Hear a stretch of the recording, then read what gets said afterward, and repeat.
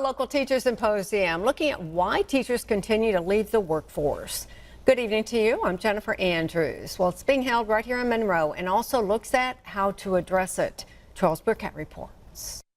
Our state and community and other parts of the world are having a significant reduction in teachers. The retention is not there, the recruiting is not there. Faith Gramillion, director for the symposium, understands how hard it is for teachers, working with them on a personal basis. In a study from the U.S. Department of Education that came out this year, there has been many teachers exiting the classroom.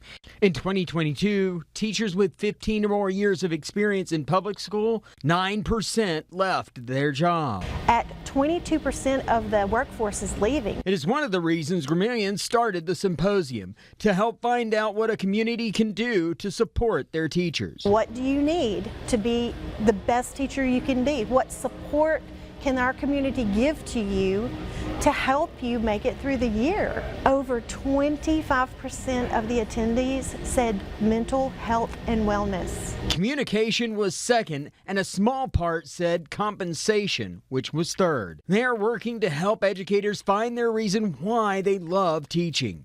One volunteer, Jessica Rainwater Grigson, says she has seen how this has helped those who have come and worked with what resources they have. I haven't seen people playing on their phones. They're taking notes, they're talking to each other and idea sharing.